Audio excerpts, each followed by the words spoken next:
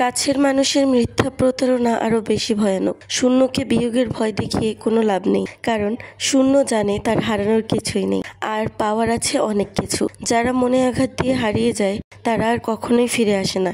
আসল কথা হলো, মানুষকে অতিরিক্ত ভালোবাসলেই তারা অবহেলা করে। নিজের উপর ভরসা আর বিশ্বাস রাখতে শেখো। পথ যতই কঠিন হোক না কেন, রাস্তা তুমি নিজে থেকেই খুঁজে পাবে।